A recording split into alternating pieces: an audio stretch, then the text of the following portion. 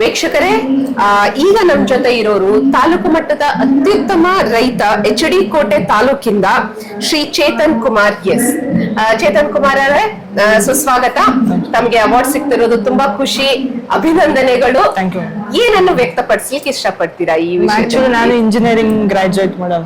Engineer graduate. 2 ವರ್ಷದಿಂದ engineering ಮುಗಿಸಿ ಒಂದ್ 6 months ಬ್ಯಾಂಗ್ಳೂರಲ್ಲೇ ವರ್ಕ್ ಮಾಡಿ, ಆಮೇಲೆ ಇಲ್ಲಪ್ಪ ನಾನು ಸ್ವಂತ ಓನ್ ಆಗಿ ಬಿಸ್ನೆಸ್ ಮಾಡ್ಬೇಕು ಅಂತ ಯೋಚನೆ ಮಾಡಿದಾಗ ನಮ್ಮ ಅಪ್ಪ ನಮ್ಮ ತಾತ ಎಲ್ಲ ಬಂದು ಬೇಸಿಕಲಿ ಅಗ್ರಿಕಲ್ಚರಲ್ ಬ್ಯಾಕ್ ಗ್ರೌಂಡ್ ಫ್ಯಾಮಿಲಿಯಿಂದ ನಾನು ಬಂದಿರೋದ್ರಿಂದ ಅಗ್ರಿಕಲ್ಚರಲ್ ಏನಾದ್ರು ಮಾಡೋದ ಫಸ್ಟ್. ಆಮೇಲೆ ಇನ್ನೊಂದು 2-3 years ಆದ್ಮೇಲೆ ನಾನು ಸಿವಿಲ್ ಇಂಜಿನಿಯರಿಂಗ್ ಮಾಡಿರೋದ್ರಿಂದ ಕಾಂಟ್ರಾಕ್ಟ್, ಈ ಲೇಔಟ್ ಡೆವಲಪ್ಮೆಂಟ್ ಗಳು ಅದೆಲ್ಲ ಮಾಡೋದಂತ ಫಸ್ಟ್ ಸ್ಟೆಪ್ ನಾನು ಅಗ್ರಿಕಲ್ಚರ್ಗೆ ತಗೊಂಡೆ.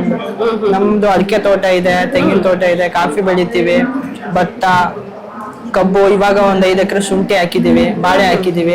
ನಂಗೆ ಇನ್ನ ಏನ್ ಇಷ್ಟ ಅಂದ್ರೆ ಮಾಡರ್ನ್ ಟೆಕ್ನಾಲಜೀಸ್ ಯೂಸ್ ಮಾಡ್ಕೊಂಡು ಅತಿ ಕಡಿಮೆ ಲೇಬರ್ ಗಳನ್ನ ಬಳಸ್ಕೊಂಡು ಇನ್ನ ಪರ್ಲ್ ಫಾರ್ಮಿಂಗ್ ಮಾಡ್ಬೇಕು, ಆಮೇಲೆ ಮಶ್ರೂಮ್ ಮಾಡ್ಬೇಕು ಅನ್ನೋದೆಲ್ಲ ಆಸೆ ಇದೆ ಮೇಡಮ್. ಅದೆಲ್ಲ ಸ್ವಲ್ಪ ಗೈಡೆನ್ಸ್ ತಗೊಂಡು ಎಲ್ಲಾರ್ದು ಗೌರ್ಮೆಂಟ್ ಇಂದ ಏನೇನ್ ಹೆಲ್ಪ್ ಆಗುತ್ತೆ ಎಲ್ಲ ತಗೊಂಡು ಇನ್ ಮುಂದೆ ಮಾಡದ ಅಂತ ಇದೀನಿ ಮೇಡಮ್. ಹೌದಾ ಸರ್? ಸರ್, ಈಗ ಮುಂಚೆ ಇರೋದಕ್ಕೂ ನೀವ್ ಮಾಡ್ತಿರೋ ಕೃಷಿಗೂ ಏನಾದ್ರೂ ವ್ಯತ್ಯಾಸ ಅನ್ಸಿದೆ? ಅಂದ್ರೆ ನಿಮ್ ತಂದೆಯವ್ರು ಮಾಡಿರೋದು, ನಿಮ್ ತಾತ ತಂದೆಯವರನ್ನೇ ಎಷ್ಟು ಪಾಸಿಬಲ್ ಮಾಡರ್ನ್ ಟೆಕ್ನಾಲಜೀಸ್ ನ ಅಳವಡಿಸ್ಕೋಬಹುದು ಅಷ್ಟು ಮಾಡ್ಕೊಬಿಟ್ಟಿದ್ದಾರೆ. ನಾವು ಇವಾಗ ನಾನು 1.5 ವರ್ಷದಿಂದ ಮಾಡ್ತಾ ಇರೋದ್ರಿಂದ ಇನ್ ಮುಂದೆ ನಾನು ಇವಾಗ ಮೊದಲೆಲ್ಲ ನೀರ್ ಆನ್ ಮಾಡ್ಬೇಕು ಆಫ್ ಮಾಡ್ಬೇಕಂದ್ರೆ ತೋಟಕ್ಕೆ ಹೋಗ್ತಿದ್ವಿ, ಇವಾಗೆಲ್ಲ ಮೊಬೈಲ್ ಅಲ್ಲೇ ಆನ್ ಆಫ್ ಮಾಡ್ತೀವಿ.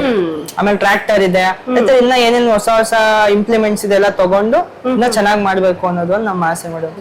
ಇಂಜಿನಿಯರ್ ಆಗಿರೋದಕ್ಕೂ ಒಳ್ಳೆ ಉಪಯೋಗ. ಎಲ್ಲಾ ತರಾನು ನಾನು ಮಾಡಿದ್ರೆ ನಮ್ಗೂ ಅವ್ರಿಗೇನು ಡಿಫ್ರೆನ್ಸ್ ಇರೋದಿಲ್ಲ, ನಾವೇ ಇನ್ನ ಚೆನ್ನಾಗಿ ಮಾಡ್ಬೇಕು ಅನ್ನೋದೊಂದು ಆಸೆ ಇದೆ. ಅಂದ್ರೆ ಪರ್ಟಿಕ್ಯುಲರ್ ಆಗಿ ಯಾವ ಟೆಕ್ನಾಲಜಿ ಮೇಲೆ ಫೋಕಸ್ ಮಾಡ್ತಾ ಇದ್ದೀರಾ? ಅದೇ ಮೇಡಮ್, ಪರ್ಲ್ ಫಾರ್ಮಿಂಗ್ ಮಾಡ್ಬೇಕು, ಅದೊಂದು ಹೊಸದು. ಈಗ ನಮ್ ತಾಲೂಕಲ್ಲಿ ಯಾರು ಮಾಡಿಲ್ಲ ಅಂತ ನಾನು ಅನ್ಕೋತೀನಿ, ಅದು ಮಾಡ್ಬೇಕಂತ ಅನ್ಕೊಂಡಿದ್ದೀನಿ. ಆಮೇಲೆ ಈಗ ಸ್ಪ್ರೇಗೆಲ್ಲ ಡ್ರೋನ್ಸ್ ಯೂಸ್ ಮಾಡೋದು, ಅದನ್ನು ಯಾರು ಮಾಡಿಲ್ಲ ಇಲ್ಲಿ ತನಕ. ಆ ತರ ಹೊಸದಾಗಿ ಏನಾದ್ರು ಮಾಡೋದ ಅನ್ನೋದು ನನ್ನ ಆಸೆ. ಕೃಷಿ ವಿಜ್ಞಾನ ಕೇಂದ್ರ ಅಥವಾ ಕೃಷಿ ವಿಶ್ವವಿದ್ಯಾಲಯ ನೋಡ್ತಾ ಇರ್ತೀರಾ ಸರ್? ಬರ್ತಾ ಇರ್ತೀರಾ? ಇವಾಗ 1.5 ವರ್ಷ ಆಗಿರೋದ್ರಿಂದ ಇದೇ ಫಸ್ಟ್ ವರ್ಷ ಬಂದಿರೋದು. ನಾನು ಅಪ್ಪ ಬರ್ತಾ ಇದ್ರು, ನಾನ್ ಬಂದಿರೋದು ಇದೇ ಫಸ್ಟ್ ವರ್ಷ. ನಿಮ್ಗೆ ಡ್ರೋನ್ ಬಗ್ಗೆ ಆಯ್ತು, ಹೆಂಗ್ ಯೂಸ್ ಮಾಡೋದು, ಅದನ್ನ ಹೇಗೆ ಎಲ್ಲ ಅಳವಡಿಸ್ಕೋಬೇಕು ಅನ್ನೋದು ನಮ್ಮ ಸೈಂಟಿಸ್ಟ್ ಎಲ್ಲ ನಮ್ಮ ಕೃಷಿ ವಿಶ್ವವಿದ್ಯಾಲಯದಲ್ಲಿ ನೋಡಿ, ನಮ್ಮ ಕೃಷಿ ವಿಶ್ವವಿದ್ಯಾಲಯಕ್ಕೆ ಭೇಟಿ ನೀಡಿ ಇಂಜಿನಿಯರ್ ಅಂತ ಬೇರೆ ಹೇಳ್ತೀರಾ.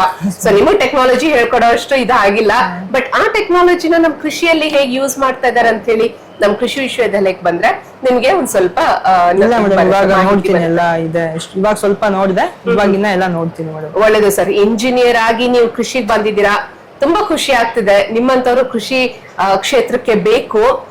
ಸರ್, ನಮ್ಮ ಯುವ ಪೀಳಿಗೆ, ಈಗ ಬರೋ ಜನರೇಷನ್ಗೆ ಏನ್ ಮೆಸೇಜ್ ಕೊಡಕ್ ಇಷ್ಟಪಡ್ತೀರಾ? ಜನರೇಷನ್ ಅವ್ರಿಗೆ ಅಂದ್ರೆ ಏನಿಲ್ಲ ಮೇಡಮ್, ಇವಾಗ ನಮ್ ಸ್ವಂತ ನಾವು ನಮ್ದೇನೋ ಒಂದ್ ಬಿಸ್ನೆಸ್ ಅಂತ ಮಾಡ್ಕೊಂಡು ಕೃಷಿಯಲ್ಲೂ ಮಾಡ್ಬೋದು. ಇವಾಗ ನಾವೆಲ್ಲ ಹೋಗಿ 40,000 50,000 ದುಡಿಯೋದಕ್ಕಿಂತ ಇವಾಗ ನಾನು ಈ ವರ್ಷ ಏನಿಲ್ಲ ಒಂದ್ 10-15 ಲಕ್ಷ ದುಡಿತೀನಿ ಮೇಡಮ್. ಆ ಭರವಸೆ ನಂಗಿದೆ. ಮಾಡಿದ್ರೆ ಇನ್ನ ಚೆನ್ನಾಗಿ ಮಾಡ್ಬೋದು. ಇನ್ನೊಂದ್ 5-6 ವರ್ಷ ಆದ್ಮೇಲೆ ಎಲ್ಲಾರು ಕೃಷಿಗೆ ವಾಪಸ್ ಬರ್ತಾ ಇದಾರೆ ಮೇಡಮ್ ಆಲ್ರೆಡಿ.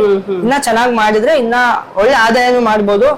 ನಾವ್ ಯಾರಿಗೂ ಏನು ಕೇಳಂಗಿಲ್ಲ, ನಮ್ಗೆ ಹೆಂಗ್ ಬೇಕಂಗಿರ್ಬೋದು, ಯಾರಿಗೂ ಏನ್ ಆನ್ಸರಬಲ್ ಅಲ್ಲ. ನಾವು ನಮ್ಗೆ ಹೆಂಗ್ ಬೇಕಂಗಿರ್ಬೋದು, ಆರಾಮಾಗಿರ್ಬೋದು ಅಂತ ಹೇಳಕ್ ಇಷ್ಟಪಡ್ತೀನಿ ಅಷ್ಟೇ. ಸರ್, ಮಾರ್ಕೆಟ್ ಯೂಶುವಲಿ ರೈತರಿಗೆ ಪ್ರಾಬ್ಲಮ್ ಅಂತ ಇವಾಗ್ಲೂ ಇದೆ. ಪ್ರಾಬ್ಲಮ್ ಎಲ್ಲರಿಗೂ ಇದ್ದೇ ಇದೆ ಅಲ್ಲ ಸರ್? ತುಂಬಾನೇ ಈಗ ಒಂದ್ ಸ್ವಲ್ಪ ಅನುಕೂಲಗಳು ಆಗಿದಾವೆ. ಈಗ ಟೆಕ್ನಾಲಜಿ ಅಂತ ಹೇಳ್ತೀವಿ, ಇಂಟರ್ನೆಟ್ ಬೇಸ್ಡ್ ಸುಮಾರು ಆಪ್ಷನ್ಸ್ ಇದಾವೆ.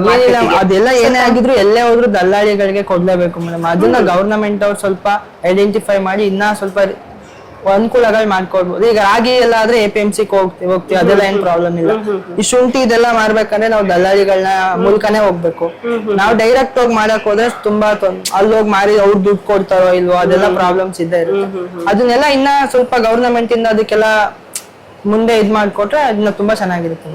ಈಗ ನೀವು ಮಾರ್ಕೆಟಿಂಗ್ ಹೆಂಗ್ ಮಾಡ್ತಾ ಇದ್ದೀರಾ ಸರ್? ರಾಗಿ ಭತ್ತ ಎಲ್ಲ ಆದ್ರೆ APMC ಹಾಕ್ತೀರಾ? ಅದಕ್ಕೆ ಎಲ್ಲ ನಮ್ ತೋಟಕ್ಕೆ ಬಂದು ತಗೊಂಡ್ ಹೋಗ್ತಾರೆ. ರೇಟ್ ಎಲ್ಲ ಏನಿದೆ ವಿಚಾರಿಸ್ಕೊಂಡು ಕ್ವಿಂಟಾಲ್ ಲೆಕ್ಕದಲ್ಲಿ ಕೊಡ್ತೀವಿ, ಅದು ಏನ್ ಸಮಸ್ಯೆ ಇಲ್ಲ. ತೆಂಗಿನಕಾಯಿ ಅದೇ ಇವಾಗ ಗವರ್ನಮೆಂಟ್ ಇಂದಾನೆ ಒಂದ್ ರೇಟ್ ಫಿಕ್ಸ್ ಮಾಡ್ತಾರೆ, ಅದೇ ರೇಟ್ ಕೊಡ್ತೀವಿ. ಶುಂಠಿ, ಪಪ್ಪಾಯಿ ಈ ತರ ಬೆಳೆಗಳನ್ನ ಮಾರೋದಕ್ಕೆ ಸ್ವಲ್ಪ ಕಷ್ಟ ಆಗ್ತಿದೆ. ಮುಂದಿನ ದಿನಗಳಲ್ಲಿ ಯಾವ್ಯಾವ ರೀತಿ ನೋಡ್ಬೇಕಂತ ನಾವು ತಿಳ್ಕೊತಾ ಇದೀವಿ ಮೇಡಮ್, ಹೆಂಗ್ ಮಾರ್ಬೋದು ಏನು.